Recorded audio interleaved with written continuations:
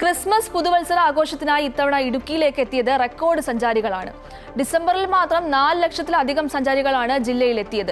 മൂന്നാറിനും വാഗമണിനും തേക്കടിക്കുമൊപ്പം ഗ്രാമീണ ടൂറിസം കേന്ദ്രങ്ങളിലേക്കും വൻ തിരക്ക് അനുഭവപ്പെട്ടു. ക്രിസ്മസ് അവധിക്കാലത്ത് ഓരോ ദിവസവും ഇടുക്കിയിലേക്ക് എത്തിയത് പതിനായിരങ്ങളാണ്. ക്രിസ്മസ് ദിനത്തിലും ഡിസംബർ 31-നും വൻ തിരക്ക് അനുഭവപ്പെട്ടു. DTPCയുടെ നിയന്ത്രണത്തിലുള്ള സെന്ററുകളിൽ മാത്രം ഡിസംബറിലെത്തിയത് 4 ലക്ഷത്തിൽ പരം സഞ്ചാരികളാണ്. വാഗമൺ മൊട്ടക്കുന്നിലും അഡ്വഞ്ചർ പാർക്കിലുമാണ് ഏറ്റവുമധികം സഞ്ചാരികൾ എത്തിയത്. മുൻവർഷങ്ങളെ അപേക്ഷിച്ച് 2024-ൽ ഇടുക്കിയിലെ ടൂറിസ്റ്റ് കേന്ദ്രങ്ങളിൽ സഞ്ചാരികളുടെ എണ്ണത്തിൽ വൻ വർധനവുണ്ടായി.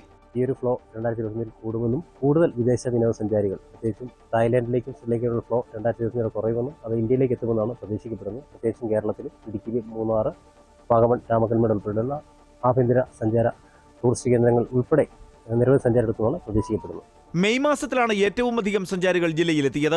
5 ലക്ഷത്തോളം ആളുകൾ കഴിഞ്ഞ മെയ്യിൽ ഇടുക്കി സന്ദർശിച്ചു. ജനുവരി, ഏപ്രിൽ, നവംബർ മാസങ്ങളിലും 3.5 ലക്ഷത്തോളം സഞ്ചാരികളെത്തി. DTPC സെന്ററുകൾ കൂടാതെ ഇടുക്കിയിലെ പ്രാദേശിക വിനോദസഞ്ചാര കേന്ദ്രങ്ങളിലെത്തിയതും ലക്ഷക്കണക്കിന് സഞ്ചാരികളാണ്. MC Boban, Amrita news, Idukki.